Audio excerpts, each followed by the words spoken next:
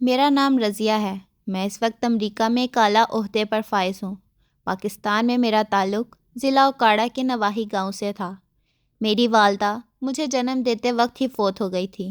جبکہ میں 6 سال کی عمر کو پہنچی تو میرے والد صاحب کا بھی انتقال ہو گیا۔ جب میرے والد محترم فوت ہوئے تو میرا بڑا بھائی 11 یا 12 سال کا تھا، اور یقین کریں میرے بھائی نے مجھے یتیمی کا احساس نہیں ہونے دیا۔ میرے بھائی نے والد صاحب کے انتقال کے بعد خود پڑھائی چھوڑ دی اور میری تعلیم کا سلسلہ جاری رکھا۔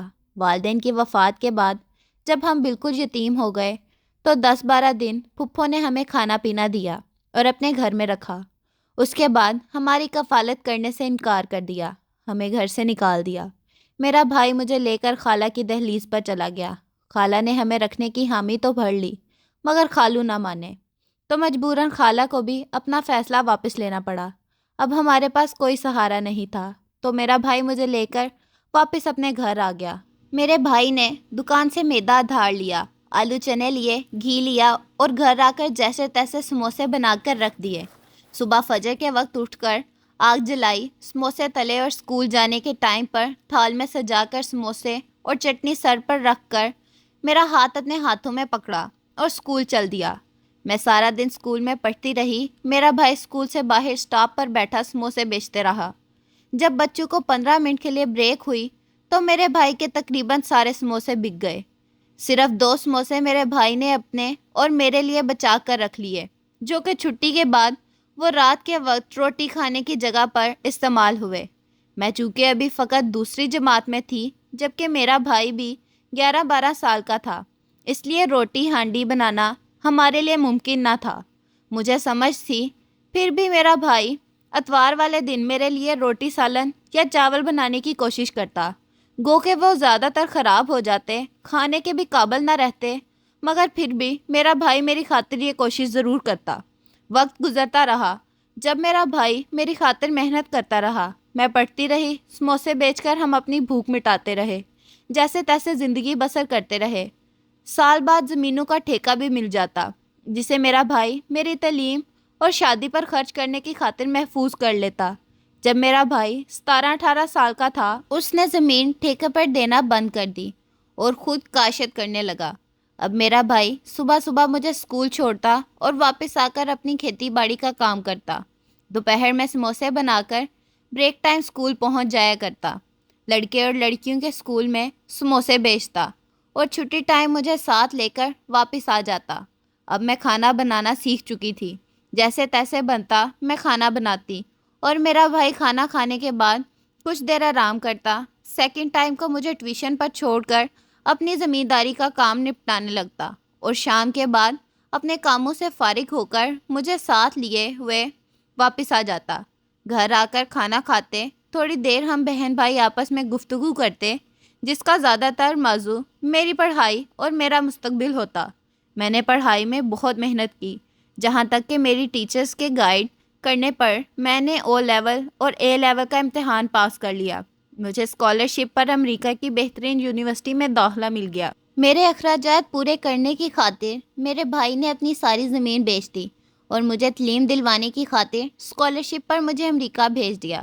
میں نے بزنس مینجمنٹ میں ڈگری حاصل کی، اور میری محنت اور قابلیت کو دیکھتے ہوئے مجھے امریکہ میں ہوم لینڈ سیکیورٹی مینجمنٹ میں ملازمت کی آفر دی گئی، جو میں نے خوشی سے قبول کر لی۔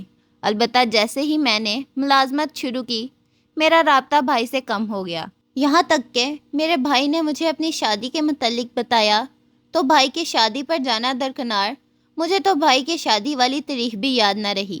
اس کے باوجود میرے بھائی نے مجھ سے کوئی شکوہ نہ کیا اور مجھے ترقی کی دعائیں دیتا رہا، یہاں تک کہ میں نے اپنی سوسائٹی میں رہنے والے پاکستانی فیملی کے لڑکے بلال سے شادی کر لی۔ بلال کا تعلق فیصل آباد سے تھا۔ میں نے شادی کے لیے بھائی سے پوچھا تک نہ تھا، بلکہ شادی کے بعد بھی بھائی کو بتانا گوارا نہ کیا۔ شادی کے بعد میں بلال کے ساتھ فیصل آباد اس کے گھر آ گئی تو اچانک اسے کچھ پیسوں کی ضرورت پڑ گئی۔ میں نے اس کو کہا امریکہ سے منگوا دیتی ہوں، مگر اس نے مجھے میرے بھائی سے گھر میں حصہ لینے کا کہا، تو میں بلال کی باتوں میں آ کر بھائی کے گھر پہنچ گئی۔ میں نے دیکھا میرا بھائی سائیکل پر رکھے ٹوکرے میں سموسے سجائے بیچنے جا رہا ہے۔ میرا بھائی تو مجھے نہ پہچان سکا کیونکہ میری کامیابیوں نے مجھے بدل دیا تھا، مگر میں نے بھائی کو پہلی نظر میں ہی پہچان لیا۔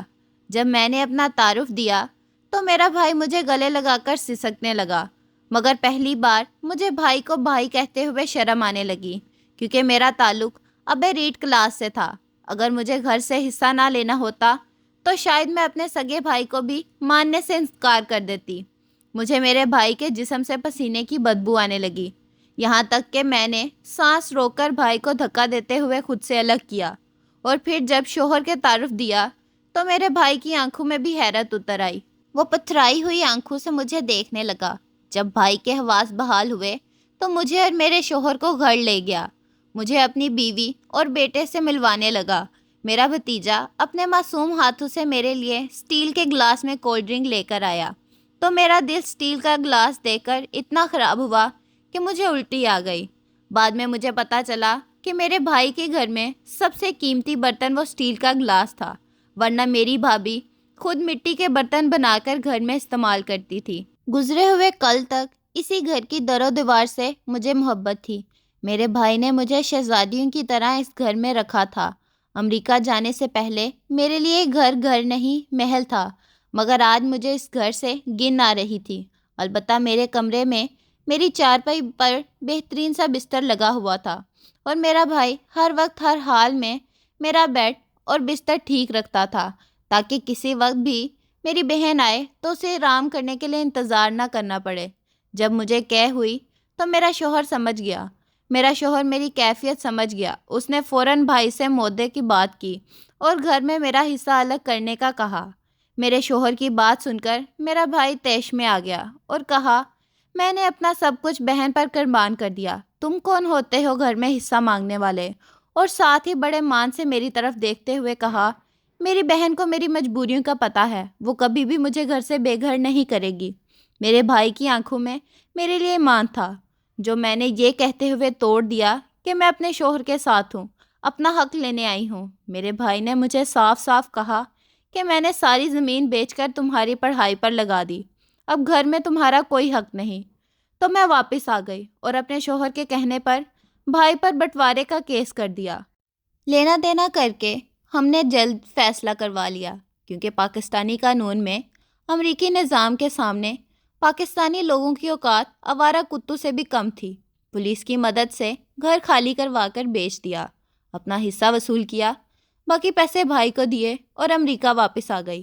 امریکہ آ کر میں اپنے روزمرہ کے کاموں میں مصروف ہو گئی۔ اسی دوران اللہ تعالیٰ نے مجھے ایک بیٹی سے نوازا، جبکہ دوسری طرف میرا بھائی، جسے میں نے گھر سے بے گھر کر دیا تھا، وہ کرائے کے گھر پہ رہائش پذیر تھا۔ اس کے بیٹے کو کینسر ہو گیا۔ بھائی کے پاس تو 2 وقت کھانے کے پیسے مشکل سے بنتے تھے، کیا کر کے کرایہ دے پاتا اور بچے کا علاج کروا پاتا۔ میرے بھتیجے کی تکلیف بڑھ گئی اور علاج کے لیے پیسے بھی نہ رہے۔ دوسری طرف سے 3 ماہ سے گھر کا کرایہ ادا نہ کر سکنے کی وجہ سے میرے بھائی کو مالک مکان نے مکان سے باہر نکال دیا۔ میرا بھائی باقی سب کچھ برداشت کر گیا، مگر اپنے بیٹے کی تکلیف برداشت نہ کر سکا۔ میرے بھائی نے اپنی بیوی کو اس کی رضامندی سے طلاق دے دی۔ میرے بھتیجے کا کینسر پیٹ گیا، بلکہ زخم بیرونی جلد پر بن گیا۔ میرے بھائی کے پاس علاج کے لیے پیسے بالکل نہ تھے۔ جب میرے بھتیجے کا زخم پھیلتا ہی گیا تو میرا بھائی اپنے بیٹے کو سسک کر مرتا نہ دیکھ سکا اور خود اپنے ہاتھوں سے قتل کر دیا، خود گرفتاری دے دی اور آج کل جیل میں ہے۔ جبکہ دوسری طرف میری بیٹی کو بھی کینسر ہو چکا ہے۔ کچھ نسوانی مسائل کی وجہ سے میری اولاد بھی نہیں ہو سکتی۔ میرے پاس پیسہ بھی ہے اور گھر بار بھی ہے، بیٹی کا علاج بھی چل رہا ہے، مگر میری بیٹی کا بچنا ناممکن ہے۔ اب مجھے احساس ہوتا ہے کہ میرا بھائی کس کرب سے گزرا ہوگا۔ میرے بھائی نے تو اپنے بیٹے کو اپنے ہاتھوں سے قتل کر دیا تھا، مگر مجھ سے تقدیر سے آتی ہوئی بیٹی کی موت بھی برداشت نہیں ہو رہی۔ تکلیف نے مجھے دماغی مریض بنا دیا ہے۔ مجھے جاب سے کچھ عرصے کے لیے فارغ کر دیا گیا ہے۔ میرا سائیکولوجسٹ کے پاس علاج چل رہا ہے۔ میں آج بھائی سے معافی مانگنا چاہتی ہوں، مگر اپنی بیٹی کو اس حالت میں چھوڑ کر پاکستان میں نہیں جا سکتی۔ البتہ میں پاکستانی بہنوں تک یہ پیغام پہنچانا چاہتی ہوں کہ خدا کے لیے اپنے بھائیوں کو قربانیوں کا احساس کریں، انہیں لے شک اچھا صلہ نہ دیں، مگر ان پر میری طرح ظلم نہ کریں۔ میں آپ لوگوں سے کہہ رہی ہوں کہ اگر آپ مالی حالات میں بھائی سے زیادہ مضبوط ہیں اور آپ ہفتے میں ایک بار ملاقات کر کے یا صرف فون پر بھائی کی حالات پوچھیں اور ساتھ کہہ دیں کہ آپ ہر ضرورت میں بھائی کے ساتھ ہیں، تو آپ کا بھائی کبھی خود کو کمزور محسوس نہیں کرے گا، بلکہ خود کو خوش قسمت اور امیر ترین شخص سمجھے گا۔